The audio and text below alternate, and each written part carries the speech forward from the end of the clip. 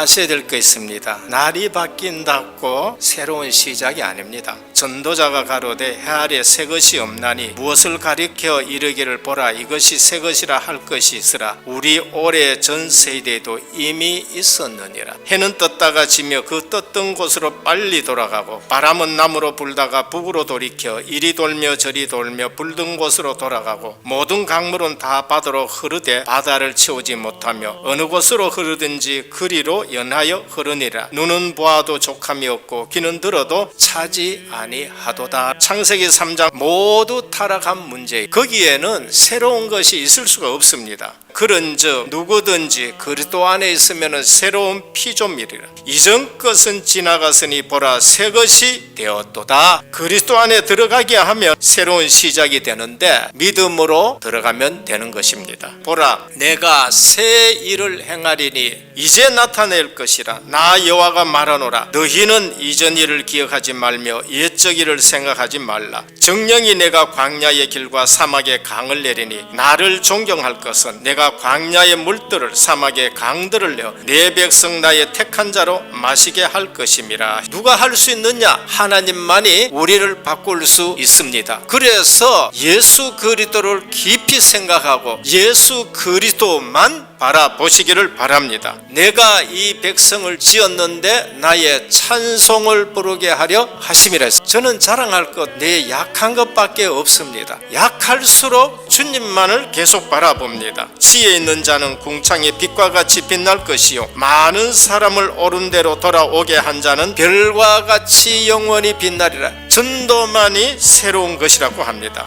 그래서 교회는 인생에게 답을 줘야 돼요. 오늘 또 새해에 주님 앞에 나왔는데 한 해를 시작하는 것이 아닙니다. 전체를 놓고 인생의 문제에 대한 답을 가지고 시작하는 겁니다. 박사님을 만나면 옛날엔 내가 주눅이 들었어요. 그대로 답나고부터는 상관없어요. 내게 답이 있으니까. 데오빌러요 내가 먼저 쓴 글에는 예수님은 그리스도라는 거예요. 십자가상에서 피 흘려 우리의 가장 큰 문제 죄, 죽음, 지옥, 마귀 권세를 완전히 해결하시고 부활하셨습니다. 생명의 주님이 내 속에 성령으로 함께 계시니까 모든 문제 끝이에요. 다 이뤘다 하셨잖아요. 그리고 40일 동안 하나님 나라에 대해서 말씀하신 겁니다. 우리에게 통치자시고 우리를 다스리는 그게 하나님의 나라예요. 여러분 주인 되면 큰 문제가 일어나요.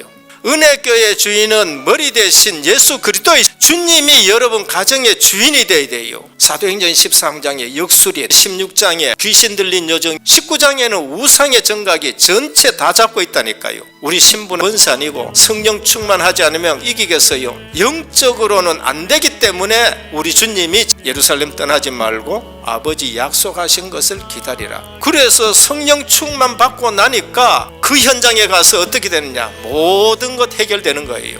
여러분 제발 기도하셔서 성령 충만하시기를 축원합니다. 우리 주님은 물 붓듯이 부어주시려고 작정하고 계시는데 우리는 기도 안 하는 거 있지요. 구원받아 놓고 가면서 계속 불평하고 원망하고 남은 문제에 걸린 겁니다. 안 걸린 사람이 있어요. 여호수아 갈렙은 40년 동안 하나님의 역사를 보고 간다니까요. 근데 그 남은 문제가 이스라엘 백성들을 넘어지게 한 겁니까?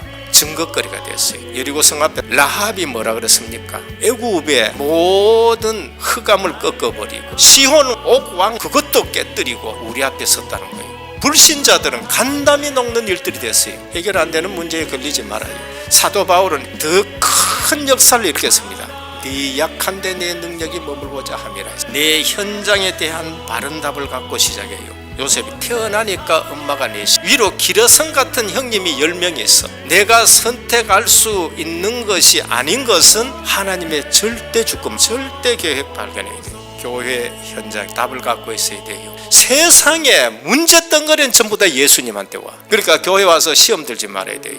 사사시대 400년을 지나면서 벗개만 있고 등불은 꺼졌는데 사물이 한 게 뭐예요? 영적으로 깜깜한 시대가 등불을 끄지 않고 하나님의 음성을 듣고 그 시대를 살린 선지자가 됐습니다. 더 예수 그리스도를 집중하시기를 축원합니다. 현장에 믿음 떨어지기 쉽습니다. 웬만한 사람은 현장 가면 다 넘어집니다. 다윗보다 외모, 인격이나 모든 것이 출중한 사울 임금과 형님 셋 전부 다 떨고 앉아 있는 거예요. 그런데 다윗은 뭐를 깨닫고 있느냐? 내가 이스라엘 왕이 되어야 되는데, 하나님의 성령의 기름 부음을 하던 자는 현장 보는 눈이 달라요. 골리앗을 딱 봤었을 때에 저거는 망할 인간이구나, 그리고 비어있는 곳이 보여요. 산돌 대신 그리스도 한 분만으로 그게 해결되어질 수 있는 것이에요. 우리는 답을 가진 전도자로 시작하는 겁니다. 사역에 대한 답을 가지고 있어야 됩니다. 영적 현장, 세상 사람들이 말 덕담해 주는 거, 그것 가지고는 해결 안 되는 현장이에요. 내가 하고 있는 사역이 유일한 사역이다. 내가 곧 길이요 진리요 생명이니 나로 말미암지 않고는 아버지께로 올 자가 없느니라. 하나님이 세상을 이처럼 사랑하사 독생자를 주셨으니 다른 아들 가지고는 안 돼.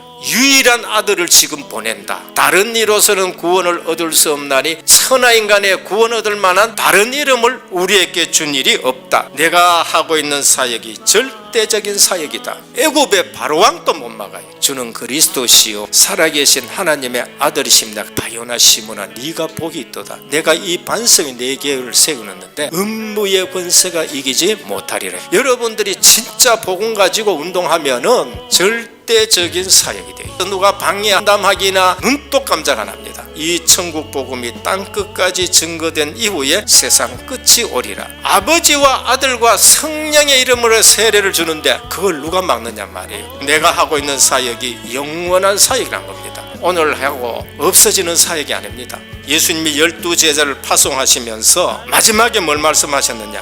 너희를 영접하는 자를 나를 영접하는 것이요 나를 영접하는 자는 나를 보내신 이를 영접하는 것이라. 선지자의 이름으로 선지자를 영접하는 자는 선지자의 상을 받을 것이요 의인의 이름으로 의인을 영접하는 자는 의인의 상을 받을 것이요 또 누구든지 제자 이름으로 이 소자 중 하나에게 냉수 한 그릇이라도 주는 자는 내가 진실로 너희에게는 그 사람이 결단코 상을 잃지 아니하리라. 지혜 있는 자는 궁창이 빛과 같이 빛날 것이요 많은 사람을 옳은 대로 돌아오게 한 자는 별과 같이 영원토록 비치리라. 배운 대로 하시면 됩니다. 복음 체질함, 기도 생활함, 사도의 가르침을 받아 날마다 성전에 있든지 집에 있든지 문제 터지면은 기도부터, 그게 기도 생활합니다. 세계 복음화 모든 것 전도 선교를 위해서, 숨 쉬는 것도 전도 선교 때문에 하는 겁니다. 오늘도 답을 가진 증인의 시작이 되기를 주 예수 그리스도 이름으로 축원합니다.